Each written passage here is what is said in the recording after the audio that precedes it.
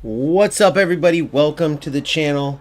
I have a special video for you because many of you still, as we get extremely close to the release of FC26, many of you still have questions, and a big reason why you have those questions is because of how bad this game is. Now, right now, I'm literally just completing the SP for the day in squad battles, and I'm doing that because there are carryover rewards. An actual good pack, 84 plus times 5. You get it early October as well as the other carryover packs. And for the last several weeks, that's all I've been doing is just completing anything that helps me get carryover packs.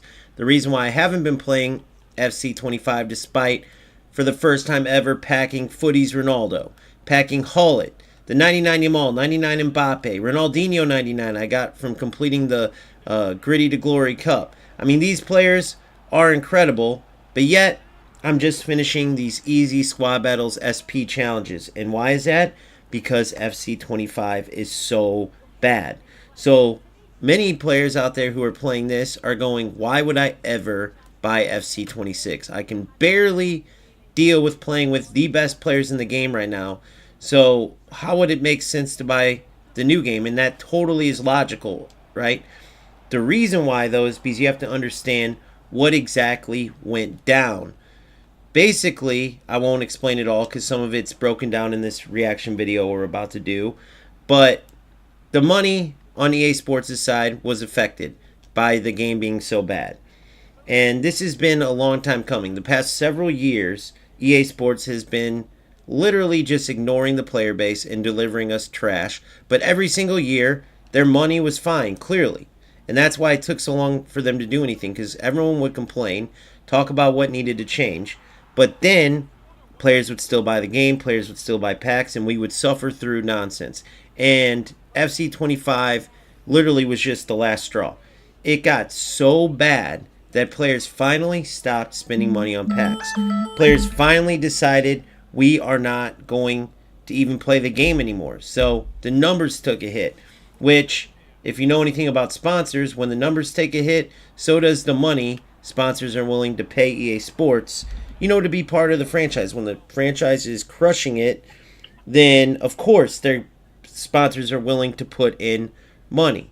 So EA Sports, the big suits upstairs, they say we can't have this happen again. We need to change this. We need to get everyone back on board.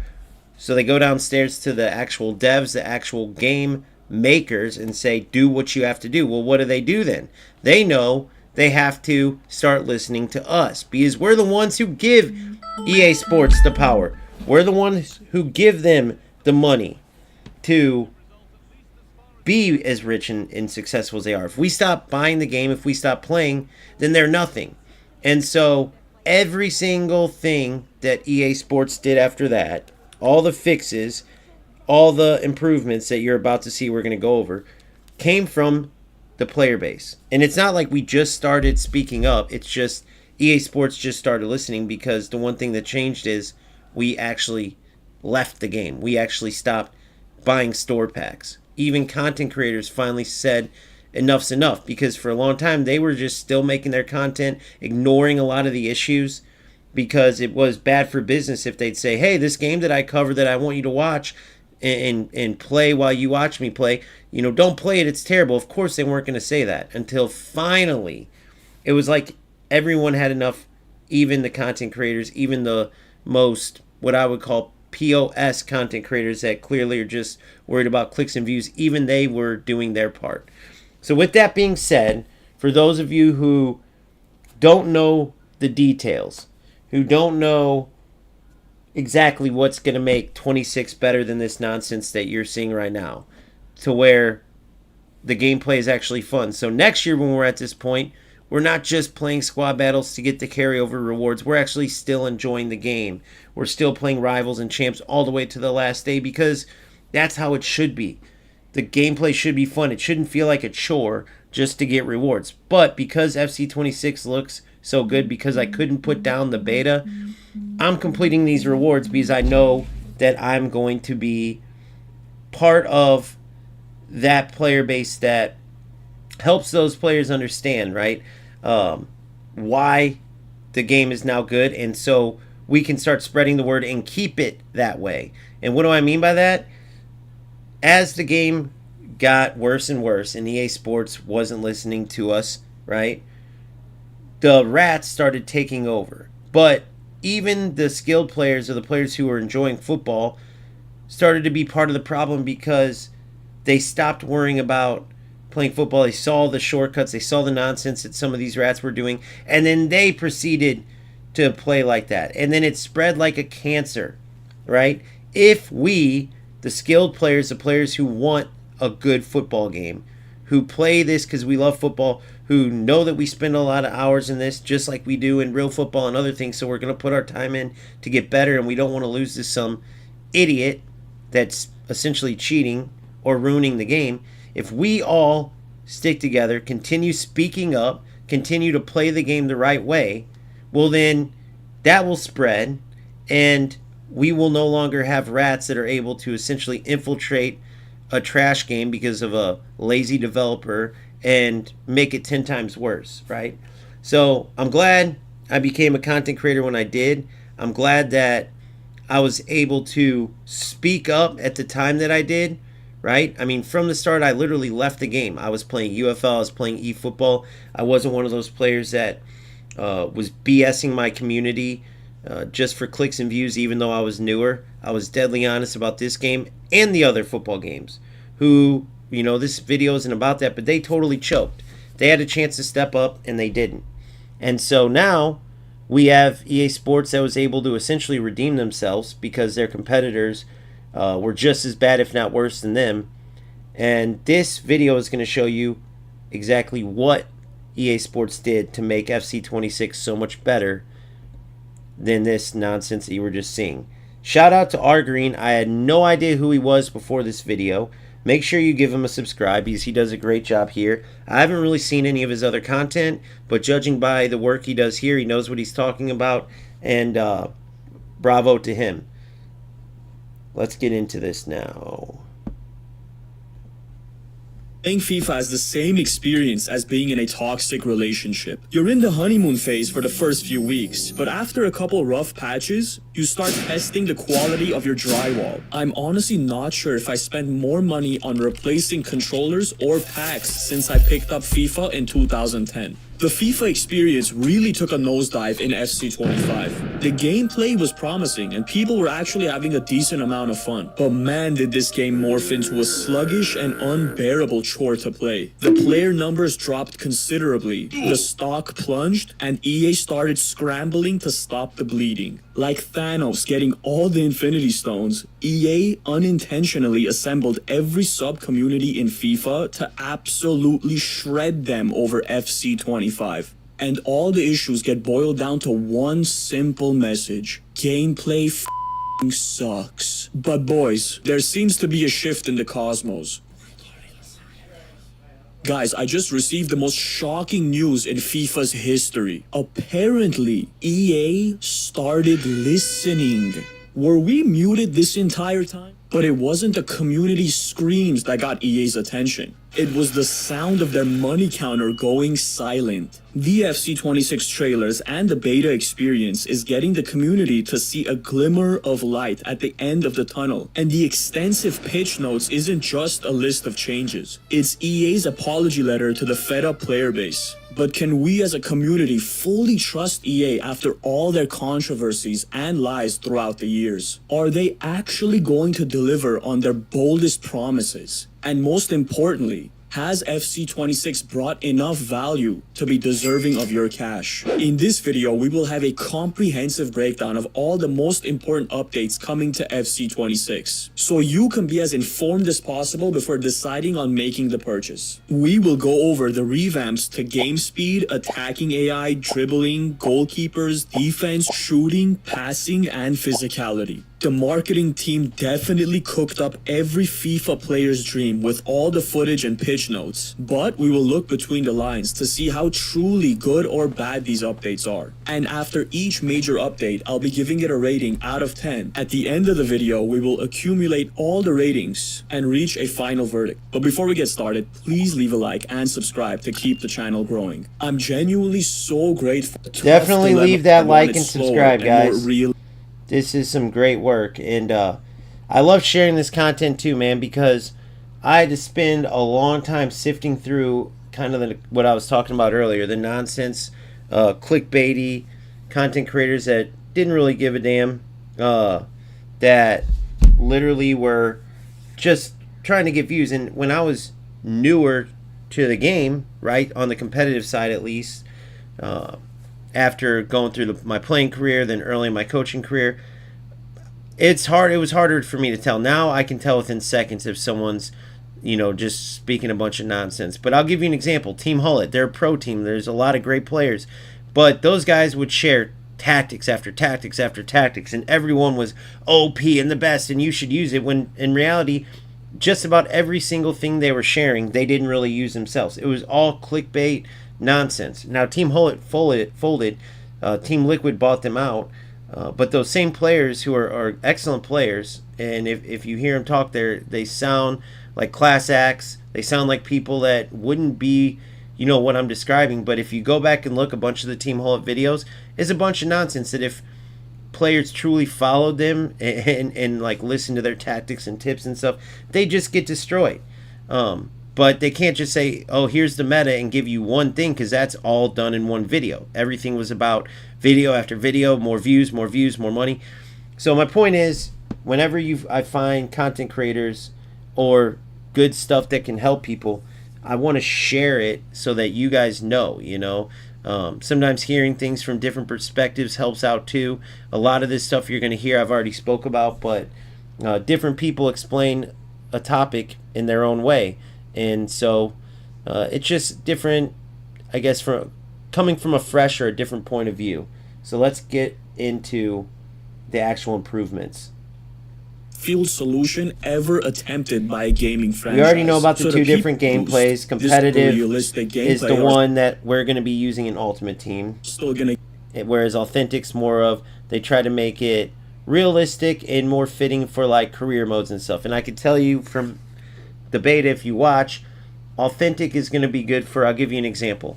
You need just a point. You're on the road, right? You have a couple players injured, so you're going to sit and park the bus and try to get a result against, I don't know, maybe you're a newly promoted team in the Prem and you're playing Man City, and so you're parking the bus, you're trying to just hold them off, and like the more realistic gameplay makes it to where it's going to be, that kind of thing will be exciting. Whereas if you use competitive gameplay, your scores are going to be higher. You're not going to have those kind of intense moments.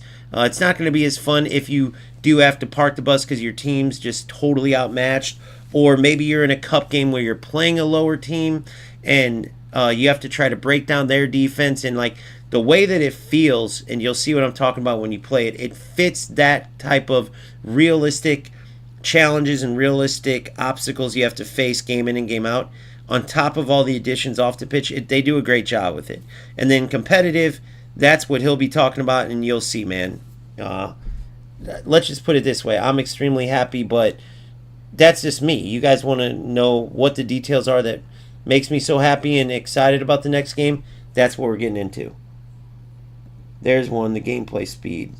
We'll start with much that. Earlier compared to other FIFAs. To be honest, I haven't touched Ultimate Team in the last 3 months. And right now, everyone has a 99 rated team. And you can be damn sure I'm not going to play because I'll be getting cooked more than Zweibach in the Maldini Cup.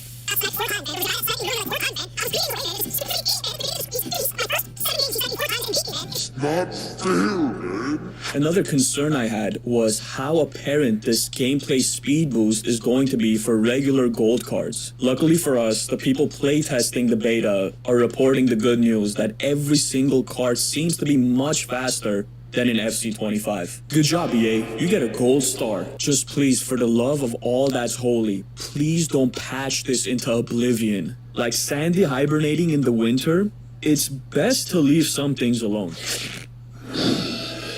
Making players faster and increasing the gameplay speed is a major dub for EA. So because of that, I'll give the gameplay speed improvements an 8 out of 10. Another major flaw from FC25 was the lack of attacking options and forward runs from your teammates. They would just stand there like cucumbers while you're drowning in the enemy's press. Move, idiot, move. EA have addressed this complaint by updating the attacking AI and improving your team's movement while you have the ball. People that have played the FC26 beta are reporting good news again because they're saying that teammates are actually making forward runs and taking advantage of space that the defense has left behind. And the Lord has graced us in FC26 with another update making our players be caught offside much less compared to FC25. Player roles have also been adjusted to be much less restrictive compared to previous years. Right now, if you set your left mid or right mid to the winger player role, they will hug the sideline for the full 90 minutes and you won't see them budging until you force them manually. Are you supposed to be Messi or a stonehead from the Easter Island? Move, idiot, move. Move. Not every match is going to have the same exact situation, so it's essential for your teammates to have at least 5 IQ to attack open space. This could change with FC26, making it a much more fluid and dynamic match every time you start the game. Yeah, I'm not too sure how apparent this improvement to attacking AI is going to be in game until we get our hands on it, so for now I'll give it a 7 out of 10. And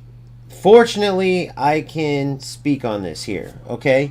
So, I'll give you guys an example as I go into my next SBC match, or sorry, objectives match, that is. It's just squad battles, but it will still give you a good idea.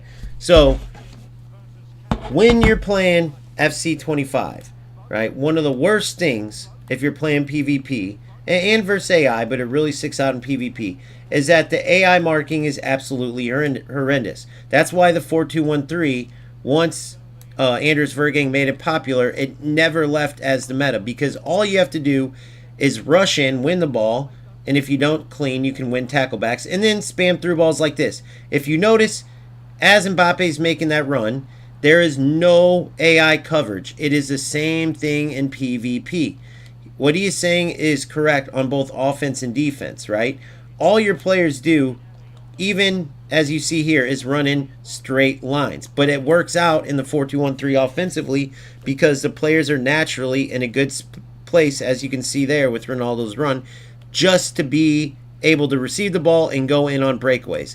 It was brainless nonsense. And then, even if you were a skilled defender and you were doing your job with your one defender, it didn't matter because your opponent could spray a through ball to anybody from your striker to the left or right wing or the cam, and you couldn't even switch to a defender and catch up because your AI coverage was so bad, right? If you had better AI coverage, I'm not saying the AI should win the ball because that's something they do in this game that they won't be able to do in 26. But they at least have to have correct marking, so when you do take over and you switch, which that's where the skill gap comes, switching to the right defender, manipulating their positioning, getting them in the right place, and then they cover the the attackers as they would normally, as any defender, a midfielder, whatever would, and then you have to take over like I just did there to win the ball. Now, with the better AI movement on defense comes, on the opposite side, better movement in the attack. So players are going to be marked, which means both the defense and the offense, the actual user, is going to have to do their job, right? Manipulating the runs on the offense, finding quick passing options so you can get ahead of your opponent, who, if their skill will be manually switching, trying to front players, anticipate where you're going, get in passing lanes. So even with the better movement doesn't mean you can just count on AI and then spam through balls. Again, it's just instead of being in straight lines like FC25, they'll be making good runs and you find them. No, because now the AI defense will be following them. It's up to you to take that movement, right? And then you add in your skill to it. You see what I'm saying? And that's how it should be. Because the way FC25 played, it was so unrealistic. You just ran in a straight line forward, bum rushed the ball, right? Either won it cleanly or you would get a tackle back, and then boom, spam through balls. And you just do it over and over and over, and eventually you're going to get through. It's nonsense. So that is 100% improved. I'll give it a 9 out of 10. The reason I don't give it a 10 out of 10 is because, and I've said this in another video, so I won't go too far into it, but they need to get to the point where Hullet doesn't play playmaker or shadow striker or whatever, because throughout a game, he might play several of those. What it should be is Hullet plays like Hullet. R9 plays like R9. They each have a player identity, and if you see how clubs is in player career and stuff, and even manager career, you are seeing that they're starting to go towards that more individual identity, but they still have player roles, which those restrict you. Same with some of the what do you call it? The play styles, right? If a player doesn't have a certain play style, that shouldn't render that player useless. And in FC25 especially, if your player didn't have particular play styles, you didn't want to have nothing to do with them, because it was that much of an advantage to have low driven plus and finesse plus and this. How about Hullet? If he's really good at Trivella's, well, then that triggers, you trigger Trivella, and that's going to be, you're going to have more room for error, right? He's going to be better there. Similar to how they do with shooting normally, right? They take your shooting with precision shooting and your skill in aiming, right? Your skill in choosing, should it be low, should it be high, should it be finesse, should it be Trivella, should it be power shot? And then they mix it with your player stats, and that determines if you score or not, right? The better the shooter is, the more room for error. It should be the same thing, right? With Hullet, with R9, with all of them, as opposed to if that player has a play style plus, you want him and then this other player doesn't. No, maybe that other player has a great finesse shot. Maybe he was known for finesse shot. Maybe he was known for just hitting bombs from 40 yards out, but then he doesn't shoot the ball anywhere inside that. Let's just make that up. Well, then every time he shoots the ball from 40 yards, should it be a goal? No.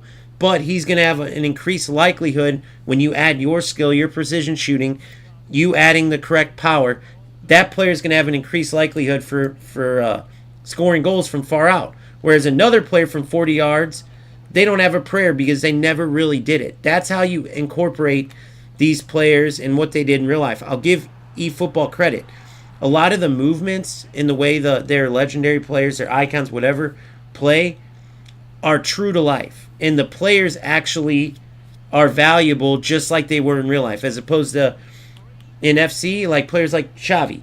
He was never very useful, right? He never really was meta. Even Pirlo a lot of times wasn't meta. Kluivert, a player, how about, who's a player that's Rijkaard? Rijkaard is like a dominant player in eFootball. In FC, he's not meta at all. You can go down the list. Park Ji-sung even. It's insane that he's not more used. Like, who are some of the heroes that are gone? Oh, Michael Owen, another icon. I know I said heroes, but Michael Owen, it drives me crazy. Roberto Baggio. The fact, and he's even like, you would think explaining his body type and like the way he plays, he would actually be more useful in FC, but he's never close to what he should be compared to like how brilliant he was. We will see how much it changes this year, because there is definitely improved AI and stuff, but that's something that they need to continue improving, and all of it ties together.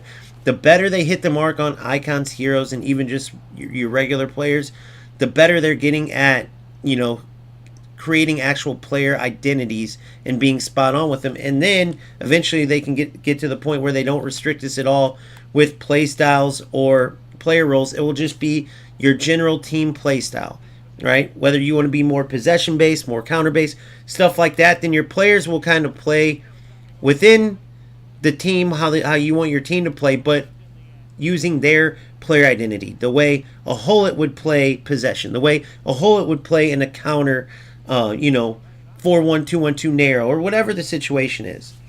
So I give it a 9 out of 10 until they get better at that. But absolutely, the defensive marking is improved. No longer you can just spam through balls and just be open. And the movement on both attacking and defense is improved to the point where your skill on manually switching your defenders and seeing what's going on and anticipating where your opponent's going to play the ball, as well as creating awesome passing sequences, all that is vastly improved because of the better movement.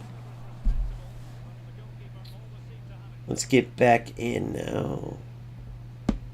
The biggest update, but Let's get FC26 into is dribbling. bringing a complete revamp to dribbling. The most blaring detail is the number of touches the player does. Every touch in FC25 damn near equals to 3 touches in FC26. This increased number of touches allows for a much more fluid and precise dribbling that can register more directional inputs in real time. Again, this is another step forward into making FC26 closer to that prime FIFA era. And I'm talking about FIFA 15 to 18. The retuning of dribbling will also make skill moves raise the ceiling even further, because the quickest animations that give you directional change and speed will dominate the meta. And I'm praying to God that EA doesn't concoct a skill move more broken than the McDonald's ice cream machines. Alongside dribbling, movement off the ball has improved as well. Agility has been considerably sped up with quick animations and faster acceleration when changing directions.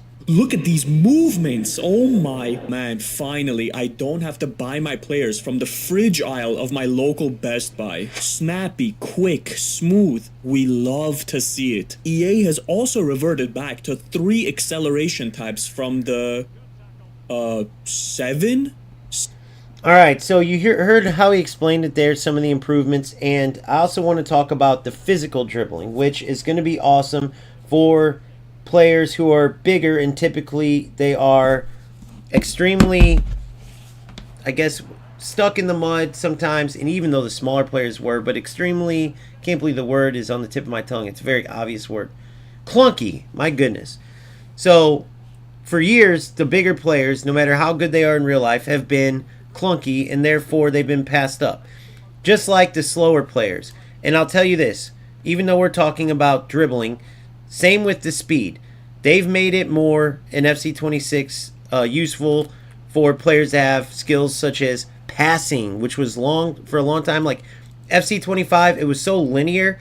Mbappe could have 0 passing. Greenwood could have 0 passing and still play a pass like this. All you have to do is go, boom, straight down the line. Boom, straight down the line. And now, more than ever, threading the needle, because you are a skilled passer, being able to play that long diagonal ball, not realistically though, not in that spammy way that's, you've seen in the past. The skilled passers absolutely make a difference, and therefore you don't just have to have speedy players that can run in a straight line and outrun their opponents. You don't just have to have small players that can cut in and out and spam skill moves to get shots and score. Now those bigger players are going to have a more physical presence even on offense. And let's say you have a player like Cruz, who was always just the highest rated fodder, right? You never could use him because he was so slow. Those players who can receive the ball and ping it and run the game with their passing and their smart positioning, they're going to be able to do so now, right? One of the first things we learn when we're younger players is the ball moves faster than the man. Coach always teaches you, when you're young, pass the ball over dribbling. If you have an open pass, that's what you want to do. Well, that holds true now in FC2, right? And it's been a long time coming, but where dribbling comes into that is that dribbling was so lethargic. Again, even the smaller players kind of felt stuck in the mud. And then, of course, bigger players who've notoriously always felt clunky, they felt extra clunky. Everything felt delayed, and then you add in the bad gameplay. So all this ties in. They actually added animations and then removed or cut out the fat, as they said in another video, the animations that were making that kind of lumbering feeling, that slow-mo feeling. And the animations that they added were like what you heard just now, more touches on the ball, which also allows you more control, right? If the player's taking bigger touches away from them, then when you're cutting left, right, you have to wait for the player to get back to the ball. Well, when they're taking these quick little touches constantly, that makes them constantly able to change direction as well. And you'll notice it in game, which also means that if there is a game where you don't have as good a connection, which absolutely destroyed the game this year, for one, it helps not have that kind of delayed, unresponsive gameplay. But for two, when you do have kind of a game where you and your opponent don't have the best connection, it's not going to feel unplayable, right? Because of that improved quickness in the dribbling, because of the improved decision making, the improved reactions, it increases the responsiveness.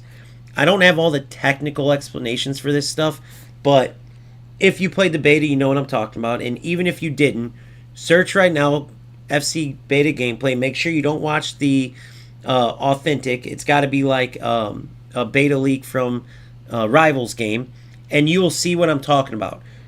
Much quicker dribbling, much quicker jockeying as well, quicker reactions, quicker side-to-side movement, and now with the added physical dribbling, which he didn't talk about, but I'm just adding into the dribbling part, the bigger players are also going to be extremely powerful, which is what you want.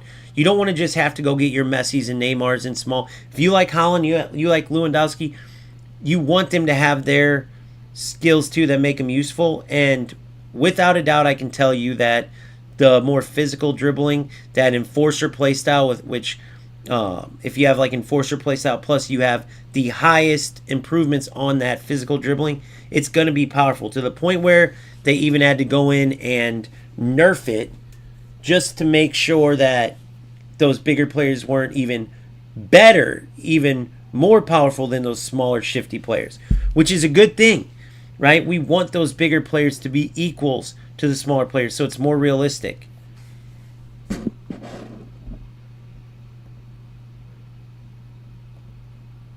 Seven acceleration types? I have to confess, guys, I never learned what the differences of all of them were, besides the main three being explosive, controlled, and lengthy. All I know is let's dive into the third. We won't spend too much time on goalkeepers, but I do want you guys to realize for years goalkeepers were irrelevant. And if they weren't irrelevant, then they would just drive you crazy because they were either A, broken, right, or B, they couldn't save anything. They would make stupid decisions. They would watch the ball go by. This year with the 25-yard, 30-yard Travellas and some finesse shots, it was like a glitch. They would literally watch the ball just float by him into the corner, wouldn't even go for it. And it's a joke when that happens, and it really ruins what otherwise would have been a competitive game, right? How many times have you played a close game this year?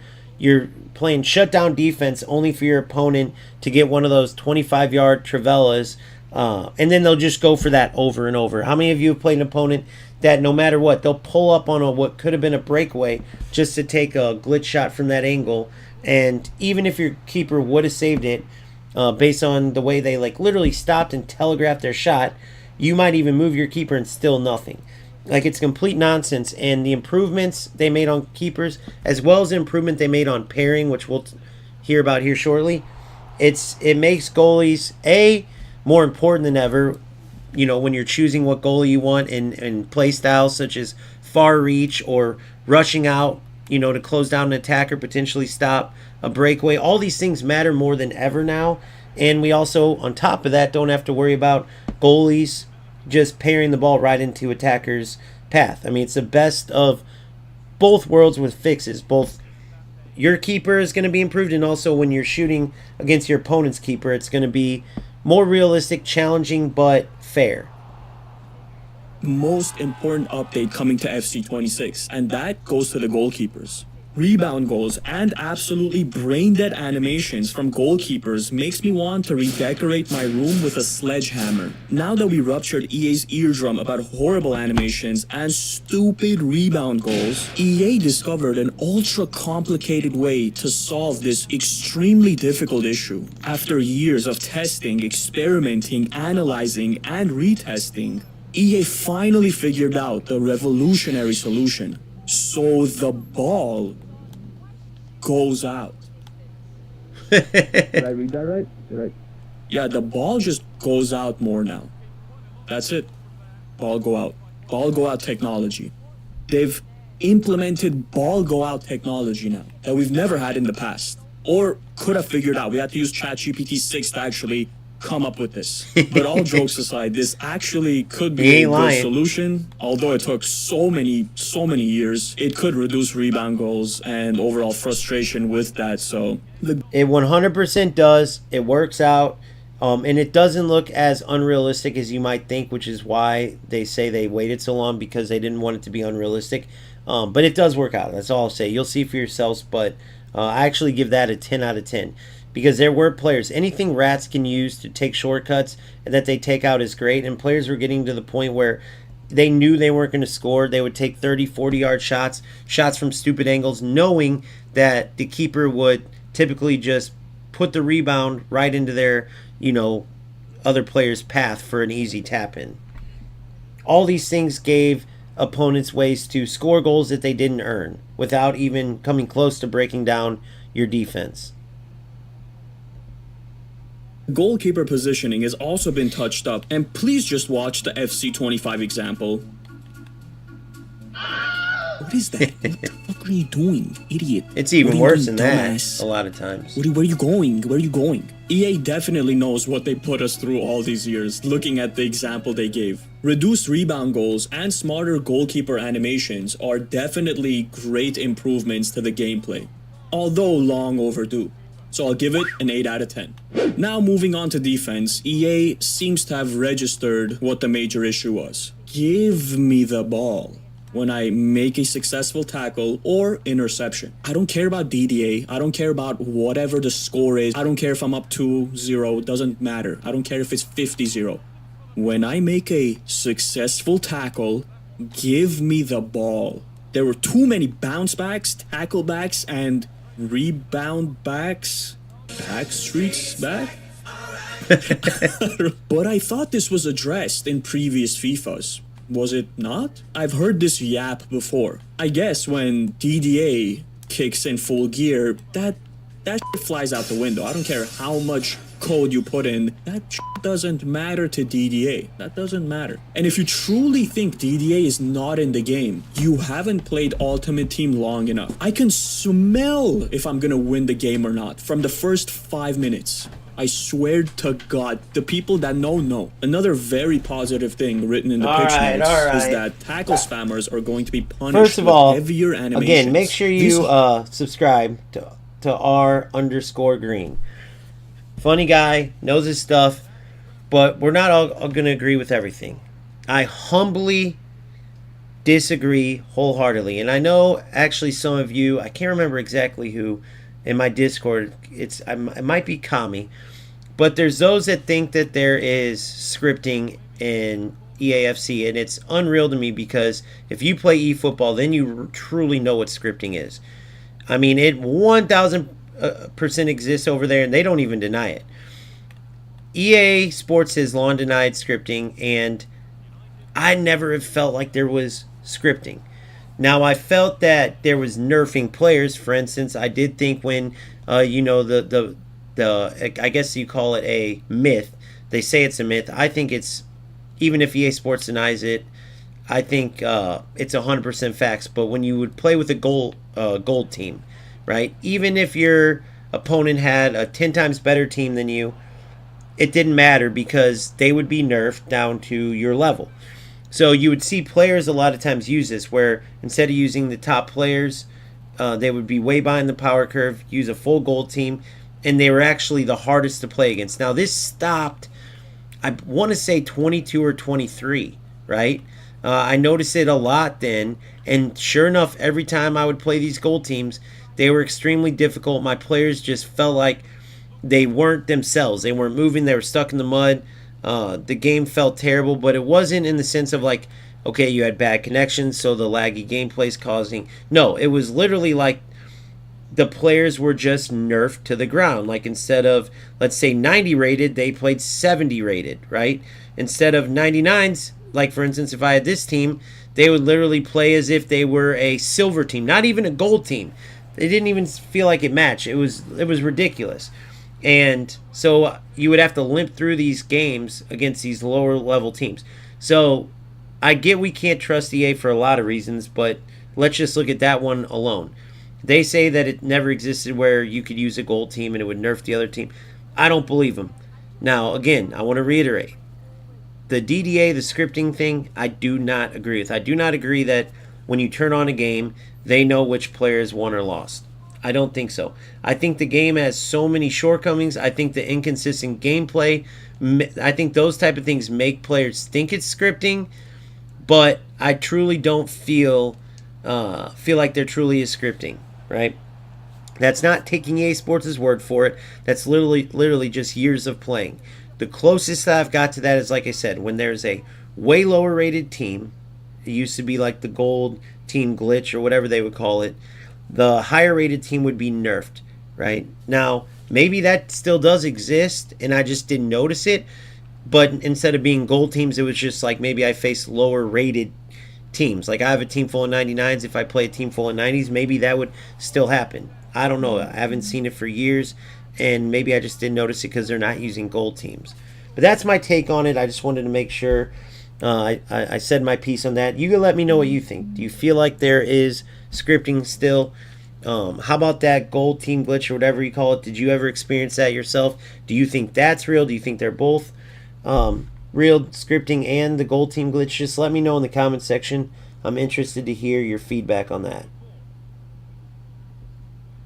Harsh consequence of mistiming tackles is very much close to realistic football, because if you could stick your foot out, you're probably going to be off balance. So there's no way you can just keep spamming these tackles, dude. That doesn't make any sense. Thank you, EA, for fixing that. And to the most extreme part of that, the tackles from behind has been significantly reduced in effectiveness as well. So yeah, I've been the suspect of tackles from behind a little bit too much in FC25, but it was unbelievably effective. Anytime they were through on goal, I would just throw a Hail Mary tackle. Just press circle. You'll be surprised how many times that tackle was successful. Even if I bring them down, it's probably going to be a yellow card with these referees in FC25. So, you know what's a good gamble? On top of all of that, the people... That was a complete joke. The yellow cards when you were clearly fouled in on a breakaway. And they did do the nerf of the initial tackle where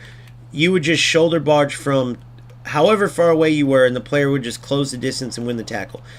Thank goodness they got rid of that, unless like Anticipate and Anticipate Plus turned into a way to still close a lot of distance to make tackles, but it typically is with higher rated defensive players, and that's sort of like that's their room for error that they get for being better defensive players. I'll tell you, in FC26 it's way more realistic, but you still have that better room for error with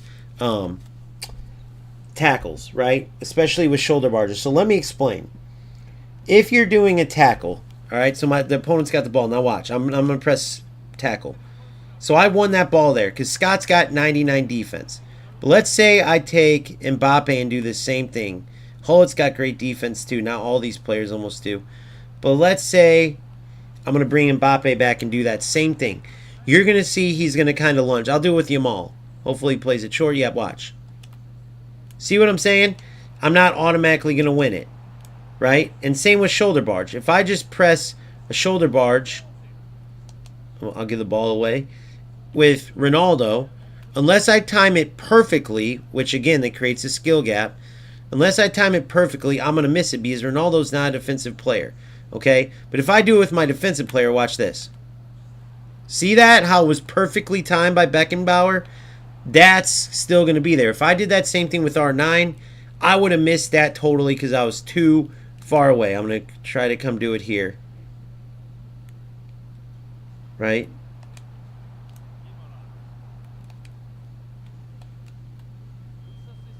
So see how it's just not as clean. Okay? You have to be much closer. If I do a tackle, they're just going to kind of lunge. If you have a higher skilled player, again, it's more realistic, but still, if you have a higher skilled player, you have a little more room to work where the animation will help you win the tackle. But you can't just spam tackle or shoulder lunge anymore. You can't be 100 yards away and automatically win the ball. And you can't tackle from behind. Like why I talked about the shoulder charges, you could be from behind, press that shoulder charge button, and it would cover like 5 yards for you, and you would knock the player off the ball, right? And then even worse, after they nerfed that, it's almost like they made the referees dumb or something, because then you could literally commit tackles from behind. I've even seen slide tackles where it's like it's clearly a red card and it's either not a foul or you get a yellow card at most. It's ridiculous. But that is luckily fixed. It seems like when they nerfed that initial defending, they kind of had some errors, if you will. People that have played the beta are also saying that defensive AI has been nerfed. So you can't just sit back with your CDMs and let the center backs control everything on defense. I'm talking to you. You know who you are. Check the link below. I have a great job opportunity for you. Trust me. Just click the link. Yeah, they have also addressed losers. the speed differentiation between attackers. And by the way, what's nerfed is AI won't win the ball for you guys anymore. So any rat losers that would run around, like you said, with their CDM or just one defender trying to rush you into their AI to win the ball, nope. The attacker will run around them like cones. And with the quicker passing, if they're terrible at player switching, you'll chop them up. The AI does better marking, but if you suck at player switching, it's not going to matter because the AI is going to be right on the player, ready for you to take over and win the ball. And when you don't, the attacker is going to run right around that player now. That's how it always should have been because defense is a skill. If you are a skilled defender, then you'll be able to switch to your defender and you can anticipate then. You can then switch to the defender and kind of move them into the right direction to cut off an angle. You can literally use skill, and it's you, not the AI. It's a beautiful thing, and it's so much better if we're doing the ratings like he was. It's 1,000% a 10 out of 10 when you look at defense on FC25. Now remember, at the beginning of the year, defense was even worse. It was all compacted AI nonsense. So even though it needed improvements, it's much better even in FC25 than it was at the beginning of the year. And then when you add in the changes for FC26, it's ridiculously good. Like these type of changes, all of them, in the amount of, the level of change. It's not just tweaking something little. It's big changes.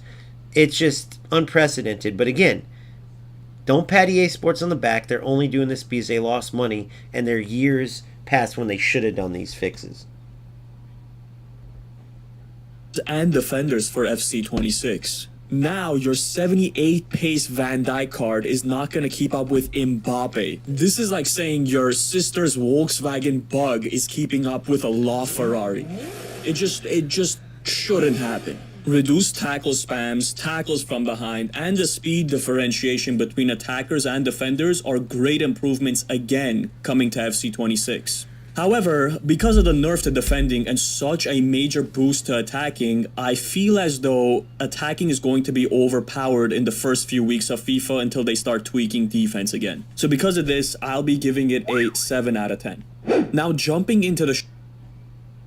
Hold on there. We got to correct that.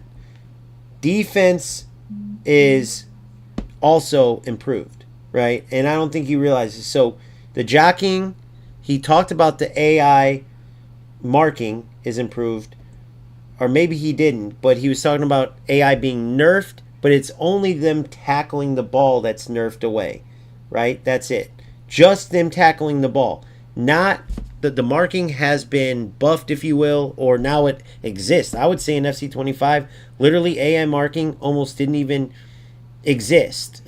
So it has been improved. So the sharper, tighter dribbling, quicker changes in directions, that's matched with the sharper jockeying and jockey plus, right? The smarter AI movement, better runs on attack has been matched with the improved AI marking on defense, right?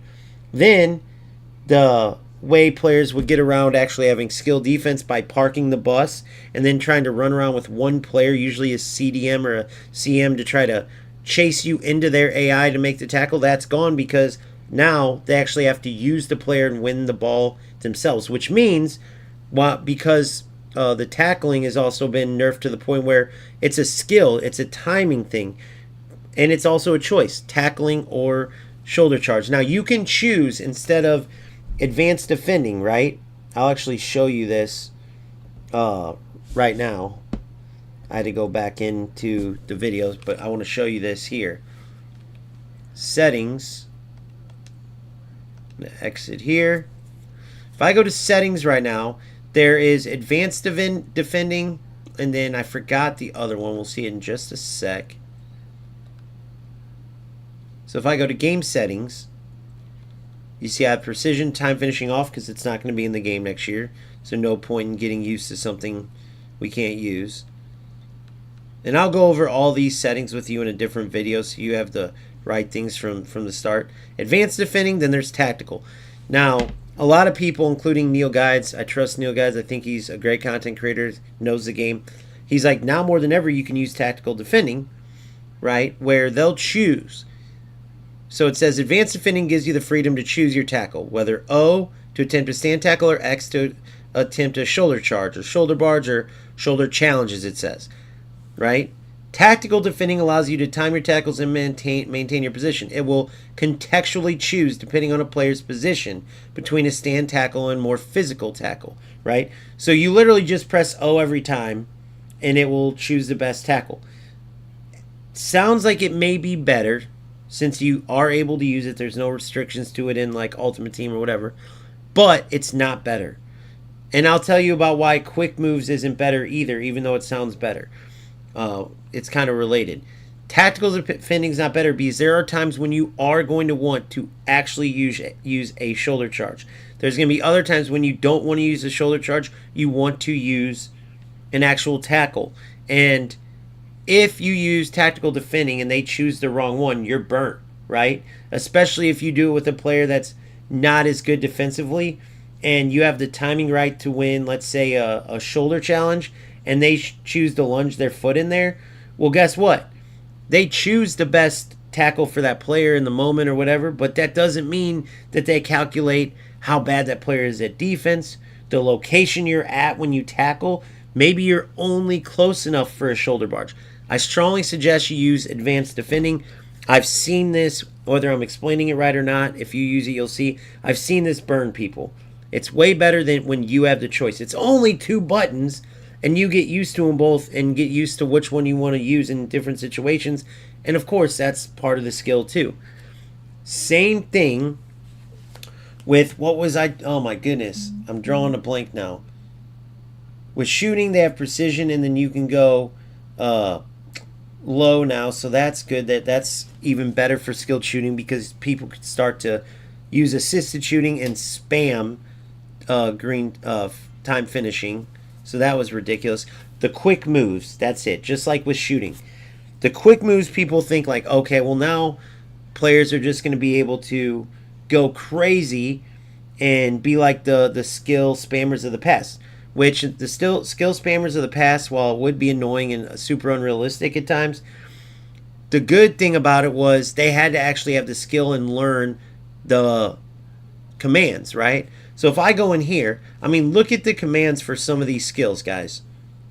Look at this. Trying to do that in the heat of a game and memorizing all these, that's a skill in itself. So as annoying as it was, you got to give the skill guys credit. What I didn't like is their effectiveness. They were unrealistically effective. Like even if a player would button mash sometimes, the animations would allow the player to kind of skate through. None of that exists.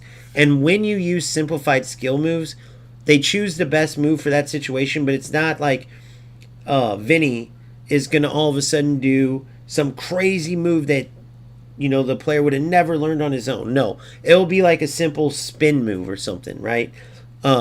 So it's better if you're a skiller, you're going to still want to use regular skill moves. You're not going to want to use simplify where you flick your right stick. But that's the beauty of it, is that it can be helpful, especially if you're brand new or you're just learning or that's not an area you're strong at, but it's not going to give that player some huge advantage. If you're a skilled player, it will actually be a disadvantage to use these simplified settings. But yeah, so defending was absolutely buffed up just like offense, and I can tell you, again, you can go watch this yourself with the leaked footage. Because I'm not talking about my gameplay with the beta. I would get in trouble, of course. I'm talking about just what I witnessed, like you could witness on the leaked beta play from other players. I have to state that so I don't get in trouble. But anyways, the defense and the offense, the way it all was buffed and changed and worked out, it's perfect. The balance is excellent. It allows for each player to use skill to improve on both sides of the ball. I won't give it a 10 out of 10. I'll give it an 8.5 out of 10. Let's get back into it. Defenders are great improvements again coming to FC26. However, because of the nerf to defending and such a Trivelas for all players. in FC26, That's huge. We won't rewind it, but you guys already know they've changed up playstyles, playstyle pluses. Trivella's no longer a standalone playstyle. It's now in the game changer playstyle and playstyle plus. And then there is a inventive playstyle, which is like trick passes, stuff like that, where they like combined, I think it's trickster and Trivella passes. So they're separated. And not only that, but Trivellas were also nerfed. So even if you have the playstyle or playstyle plus, even though Trivellas can be used and can be, good, especially players playing on the opposite side, so they don't have to necessarily use their weak foot. But they're not going to be OP. You're not going to be seeing 25, 30-yard Trivellas that just float right into the corner like a tap-in. the only way you can perform a Trivella is if the player has the Game Changer playstyle, which is a combination of Flare and Trivella playstyles from FC25. Gone are the days that a random gold card was ripping a 35-yard Trivella like Prime Quaresma. There you go, right there. The mechanic was so broken that everybody was using it to be at a level playing. So ratty, and the crazy thing is you would say this stuff to these players about how ratty, and they just laugh it off. Now we're going to get to laugh at those rats. Now I feel like FC26 is going to be time for revenge. Now, I know also, though, that every year these rats try to find something. They're like parasites. They just don't want to leave the game. They don't want to practice. They don't want to use skill. God knows why they waste their time, but they do. And they always find something. But EA Sports knows that they don't want to lose more money. And if they felt the rats were the majority of the players, they would have done what Konami did with eFootball and cater with the ratty stuff. I'll give you an example. eFootball over the top, through balls to where it's like kick and run now are so OP. Guess what Konami just released? A new like link up style, because link up plays their new thing, where one player and another player have a special little connection, and they added an over the top ball. They cater to the rats over there.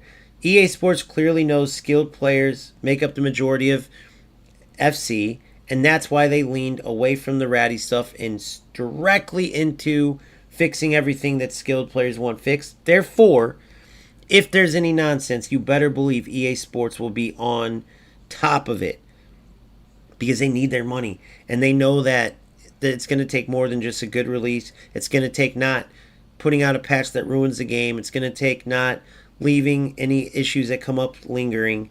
So now more than ever, we're in a great spot as skilled players to get a great game and continue. It's like I said earlier. Now we as players have to make sure we're always speaking up because we actually have EA Sports' ear for once. Field. And honestly, I'm very happy to see this feature gone because it's truly a crutch to the gameplay. For you to be competitive in the elite tiers of the game, you have to be good at Trivellas. They will definitely dangle promo cards with the playstyle over our heads in the coming weeks to entice our wallets to open up. And the way that the game was set up is people weren't controlling their center backs. They were just running around with CDMs. So you needed to have the Trivellas in your arsenal to gain some distance away from a player and just rip these in to get your goals. So you can't blame anyone for using it. But I'm glad to see it removed. And speaking of green time... Nope, I can't let that go. You absolutely can. Just like you blame the players for shooting the Trivellas, you blame the players for playing defense like rats. All of it spreads nonsense. Same with the tackle backs, right? You'd have those players who are like, I'm just playing the game. So was I, so were many of us. But we didn't just kick the ball forward and run as fast as we can, hoping that we could get a tackle back. That's rat nonsense. It's not football. You have to literally choose to do that. Just like you have to choose to take a Trivella, right? So you have to blame those players. Just like you have to choose not to skillfully defend. All these things are choices by players to waste their time not playing football but trying to win in a football simulator, right? Loser nonsense, but you need the development company to enforce not wanting the game to be that way by removing all the stuff that these losers could use. Even if two players who didn't play like rats could have a great game and it's great gameplay, if things are in the game that can be exploited, they're going to be exploited. There's just too many losers out there, and that's where the development company has to come in and make those changes like they did so far in FC26. And shots. EA canned that as well.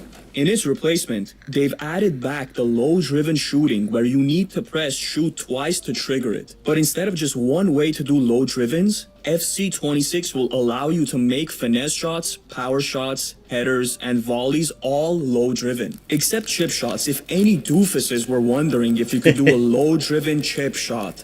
And mark my words, low drivens are going to be unbelievably broken in this game. It's going to be one of the best ways to score. I'm putting my money on it. And looking at the goalkeepers, they're really going to have a tough time trying to cover those angles and get down fast enough to block the shot. It's really odd to have removed green time shots because it actually raised the skill ceiling of FIFA. And if you practice the mechanic, you should be doing better than people that are just using regular shots. They are turning their focus to precision shooting to be the main way to improve the skill ceiling of FIFA. So, boys, we got to hit the practice arena. Been saying it forever, haven't I? Precision shooting skills so we can stay competitive in this. I've been saying it forever. All those players out there that have been using assisted shooting and time finishing, and a lot of them will get that little device where they could just tap with their finger. If you don't know what I'm talking about, you can look it up. And they just spam the Travellas or spam whatever certain angle, and it was no skill, even though there was skilled shooting involved.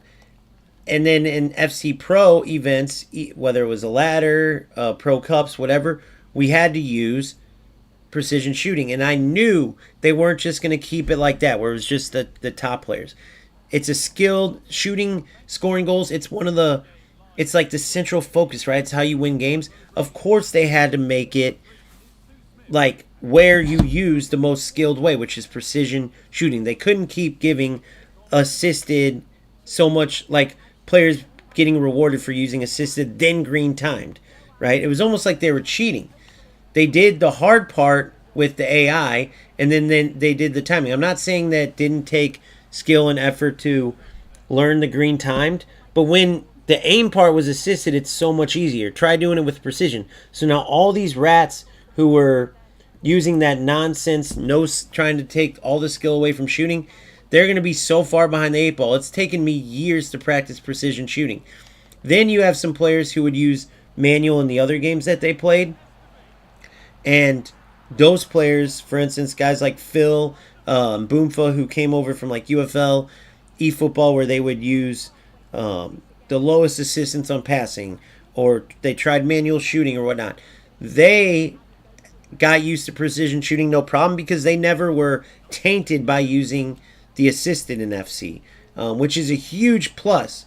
So all those rats out there that were using all the nonsense spam shots, trying to take shortcuts, they're going to be hurting just like in many other aspects of the game. You're going to see them continue to go for those shots, and they're going to go right at the keeper, sail way wide. And while precision shooting takes skill, that's the beauty of it. Right? Football is a skilled game. And how do you get better at any sport, much less football? You put the time in. You keep working at it. And that makes it that much more rewarding when you get better. If you're just a casual, well, guess what? Ultimate Team, for one, is in the mode for you, or you can play squad battles. Or go ahead and use your assisted shooting and miss a ton of chances that you otherwise would have scored if you just put the time in. You might struggle for a little while, right? Or just go into squad battles and practice it, but it's the way to go. And I knew it was coming, and it's finally here where you get rewarded for precision shooting. That's the theme. You're going to be rewarded for your skill more now than ever before in FIFA or FC. This day and age of FIFA. Removing Trivellas? Great. Removing green time shots? So shooting is going to be a mixed bag in my opinion. So I'll give it a 5 out of 10. EA Holy crap. Disagree with that. Too much work bogs you down. I think that they improved shooting big time just because as cool as time finishing was, and like I get what it meant, it was like when your foot met the ball, just like in real life when you strike the ball well and you know it, or strike a good precision shot. Like I 100% agree that green time finishing could be skill based, but rats found a way to exploit it, so it had to be removed, especially since they had assisted. Now if they took away assisted shooting altogether, then it could have made more sense to leave in time finishing. Even if players were going to use their little tool where they just tap with their finger in the back, and it was just an easier way to learn time finishing while you were aiming. But with being allowed to use assisted, they had to get rid of it. Now, though, on top of precision, you can now choose high or low. So you can literally aim everywhere now, which is excellent. Just having, shoot under 40% and the ball will go low if you just... No. So I'm glad that was just a little temporary thing, and now low drivens are actually shots that have to be triggered, and they can be triggered with anything but a chip shot. Passing. Super important. Make sure you listen closely here. Moving green time shots. So shooting is going to be a mixed bag in my opinion. So I'll give it a 5 out of 10. EA has also improved passing by using the shortest animations for low-powered passes and improving the pass receiver selection. They even mentioned a 1-frame pass animation that should speed up the succession of passes you could do when building up. Damn, let's read that's that. A 1-frame pass animation. EA has also improved passing. With our focus on core mechanics, we dedicate significant effort to ensuring passes, particularly first-time passes, are as responsive as possible. This ties into the unresponsive gameplay.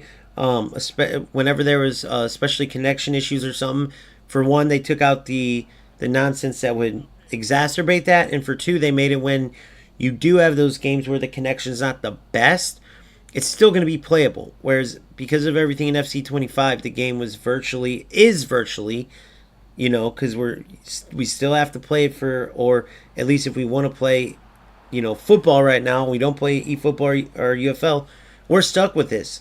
EA Sports didn't come in and make these changes yet. They're making us wait for FC26, so it's not past tense yet, but passing angles are improved, faster animations, but I want you to hear, like, the explanation for this. Enabled first touch animations for passes when contextually appropriate, such as short, distant passes, right? Now, it's whenever you get the ball, literally, for one, you can pass it all the way down to the last frame, which is what he was talking about. It makes a huge difference when you can choose all the way to the very last second. And the animations are better now, so depending on whatever angle you're at, as long as it's not just totally unrealistic. Like, I can't be facing forward and I don't have...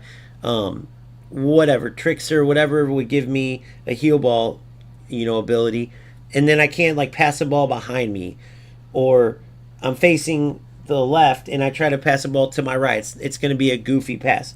Well, that should be the case, but the realistic passes are so much quicker, snappier, more responsive. It feels amazing. It has that addicting, if you've played eFootball, that's the one thing they did well. It has that addicting feeling where they got the weight of the pass perfect. So now when you're doing up back throughs, give and goes, all these different passing sequences to build up, moving the ball, trying to get around a park the bus team, or it feels so much better.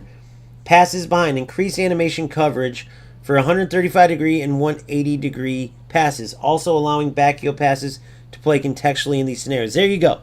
So if a player has the ability, like good enough passing, right, to play a ball behind them and they trigger a heel ball, now it has increased coverage where that will occur, right? It won't be some goofy animation that's unrealistic and that's awkward, that's lumbering, slows the game down. It's just all the nonsense that was in FC25, right? First time through passes are now significantly less accurate to avoid direct run related exploits, right? So if you guys don't know what they're talking about, remember the first time L1 triangles once you send a forward. I will tell you though that players were still trying it and there was a little bit more success than I would like. Hopefully they fix that. I know a lot of players mentioned it in the feedback. You can see it in the leaked beta footage just like I did, where those L1 first time through balls would sometimes be effective with the quicker passing, but nothing like FC25. It was the biggest exploit ever. Well, there was a lot that were trash, but it was one of the big ones where you would literally just keep playing the ball linear, just keep playing it forward.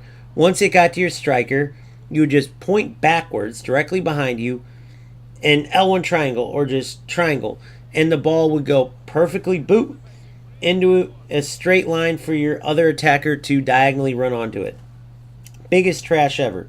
So, because they increased animations to make passes and not have those awkward passes or those passes where players would take a touch when you didn't want them to. Well, when they did that, that's because there wasn't an animation. Like if you're saying, well, I triggered a one-time pass. Why is he touching it? Because they didn't have an animation to cover that angle. Now with heel balls and different like outside of the foot and stuff, they'll have those angles covered. But remember, they're also going to be less accurate. Very realistic, and it increases the skill in your pass selections. And then quick passes, right? We were talking about that. Optimize short distance, low power passes to prefer faster, more responsive animations with minimal windup. Note that in competitive gameplay, first time pass accuracy is reduced, despite being more responsive. So in competitive, first time passes aren't going to be as accurate. It's going to be more responsive, so you can play them quicker. There's more animation, so they won't take a touch when you didn't want them to, the players in most cases. I won't say every, but most. But that doesn't mean you're going to sit there and just ping the ball and connect it every time. That's where, again, the skill comes in. That's how it should be. If you just try to spam pass all around and think you're going to look good and it's just going to help you move the ball up the field, no. You got to know who you're passing to, know why, know the movement you're making to keep building the ball up. If you don't know all that stuff, you better get to working on your skill because you're going to get cooked. You're going to be linear, trying to play linear. The improved AI movement's going to help me switch to the defender who's going to be in the right place now. And then I can use my skill to front you and intercept the ball every time or make a tackle every time because you're so predictable. FC25, you could be predictable and not be punished because the AI marking was so bad. You could play those linear spam through balls all day and not get punished for it. Not anymore. Not to mention, good luck without skill trying to keep up with fast passes, accurate passes, when you don't even know how to right stick and switch your defenders accurately yet.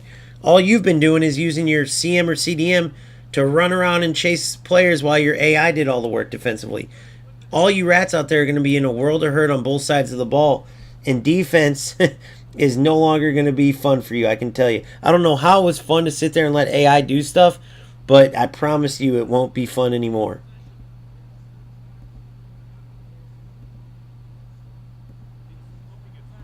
Physicality, we definitely want to hear about this. And that will be the last thing. EA also wanted to make their big boy players more effective, so they improved their strength-based mechanics in FC26. Who's gonna carry the boats? Types of players. Who's one more to carry? Your Lewandowskis, your Hollands. New animations have right? been included to even the help bigger shield players the ball like while dribbling or receiving a pass. Goretzka, Attackers with higher strength. who else? Goretzka, Patrick Vieira, Hullet. I told this story, but as amazing as Hullet is, this only happened for a week, but the gameplay was so bad, I had to bench Hullet for a week because he was just bigger, and because he was bigger, he was more lumbering, and because of the bad gameplay, he was just stuck in the mud. He couldn't move. The opponent would just come get the ball away. Those players, now obviously Hullet's, even with his size, is amazing now.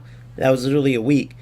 But those bigger players, whether it's gameplay related or not, are going to be a lot more effective. And that's important because in real football, it's not like you have to go after the small, compact, quick little players. Bigger players are good too, just in their own way. And now that's going to translate more than ever into FC26.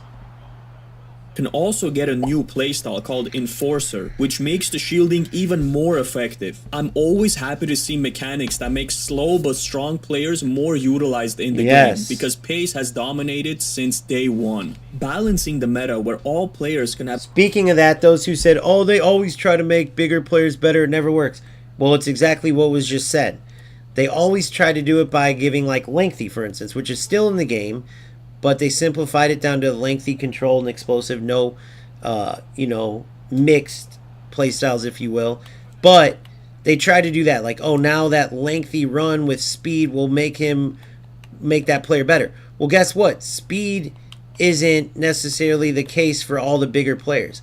Like a Haaland, his speed and quickness for a big guy comes in, but For Lewandowski, he's all about positioning, great finishing, timing his runs, and that's same with Kane. So even though they're slower, they're going to be rewarded because of the better movement, the better runs. And now on the dribbling side of the ball, right, they're going to be able to hold off defenders. Even though they can't break away because they don't have that breakaway speed, they'll use their positioning and their physicality if they're a big and strong player. Not every player is. There's bigger and weak players. Look at Rafael Leao. He's a bigger player, big body player. You'd think he'd be strong physically? No, absolutely not. And there's a lot of players like that. But if they're big and physical in real life, that physicality is going to translate now into the game on offense and defense. The path to shine is essential to keep the game fresh and diverse, so it doesn't feel like you're matching up against the same teams over and over again. I'll give the shielding improvements an 8 out of 10 for attempting to make these slower cars that are stronger more viable in the meta. I have to say, for a company worth $40 billion, you guys impressed me. Yeah. So, getting to that point, by no means does EA Sports deserve a pat on the back for what we're going over right now. I mean, look at the game that I'm playing right now. It's their latest version, and I won't even play PvP. A lot of players won't even touch the game, won't even do the carryover rewards because it's so bad, right? I'm literally playing this game simply because of the carryover rewards, because how bad their PvP is. It's ridiculous. And a little reminder, if you're watching this, if you want to do carryover rewards and you're doing the season pass to get the 84 plus times 5, there's a bunch of SP now, so make sure you do it. Weekly objectives, and then that's it, actually. The weekly objectives, they're slow rolling it, trying to get us to keep playing, I guess. But what I'm trying to get to is EA Sports did a great job. I'm not patting them on the back, though. I still despise them. They should have done this years ago. They're only doing this for greed. They want their money back. But that's what we have to deal with. All these companies that make all the different football games, they're all greedy. That's the bottom line. The difference is UFL isn't able to fix all the glitches and issues in their game because they're not good enough as a company. They're not skilled enough, if you will. Konami, for all the years they've been around, you can't say they're not a skill development company, but they leaned into the lower skilled players that make up a majority of their player base. Players don't like when I say that. You know, a lot of players want to fancy themselves skilled footballers, and I'm not saying every player is not skilled, but the player base as a whole over in eFootball is just lower skilled players, and that's why Konami leaned into all the things that help these lower skilled players compete and have success, right? But EA Sports said, we know we have skilled players. We know they're not going to go for it if we don't fix this stuff. And they addressed every single thing that made FC25 trash. If you can think of anything that EA Sports didn't address that made FC25 trash, leave it in the comment section. I'd love to go over it with you because I'm just interested in what you think. But I've went over everything with a fine-tooth comb, if that's what the saying is, and they've hit everything, right? The biggest ones, inconsistent gameplay, was the first thing they addressed in their first ever pitch notes. Tacklebacks, the spam shots, such as the spam Trivela shot from 25, 30 yards out. The keepers that were pairing the ball in for easy tap-ins that made Rats just shoot the ball at the keeper every time, right? They made the, what else? I'm missing something here. We just went over the passing, sharper, quicker, right? The AI defensive coverage, so now Rats can't just spam through balls every time. You actually have to work to get your shot, and on defense, you can't just choose one player and chase around. You have to manually switch and take advantage of that better AI marking. Otherwise, those AI defenders will be glorified cones. They even made the stamina improvement where when you add the ball now, you'll have full stamina. When your opponent is controlling the defender, they'll have full stamina. If it's an AI defender, their stamina will drain just like in a real game. Same with attacking. Say you're using player lock and you switch off the player with the ball, right, to make a run. That player with the ball, they'll now have that lower stamina. If you're controlling that player, you'll have full stamina. It's a perfect way to reward controlling your players. And that was the theme all the way around, right? So, not a pat on the back, but they want their money, and they definitely showed how far they're willing to go to get all of us to spend money in the game again. And guess what? We all know they're greedy. We're all going to be fine with it if the trade-off is that we get a great football game that's skill-based and that doesn't cater to ratty players. Right now we have that. The last thing I want to say is many players are worried that this will be great. The ratty players, low-skill players will complain like always happens, and then boom, they'll nerf the game or change the game after the first patch, and it will never be the same. We'll go back to the trash gameplay again. The reason why we can bet big money, if you want, that won't happen is because EA Sports is smart. They didn't get that big and rich. We didn't spend this much money all these years because EA Sports doesn't know what they're doing. They know that once they release this game, they have to stay on top of it. Bottom line, if they don't, players, just like last year, will boom, be gone. Now there's no packs being bought, right? The players who typically wait and buy the game aren't really diehards, but still buy the game. It's still money. They don't buy it anymore because the game got such bad reviews. So we can be more confident than ever that not only will the initial release be great, but that EA Sports won't, just like they have historically, but they'll break the curse on putting out a patch that ruins the game. So once again, if you haven't, go subscribe to R_Green. He did a great job on this video. Clearly knows what he's talking about. I don't know about his other content, but obviously you can hear what he has to say and be confident he knows what he's talking about with FC. That's for sure.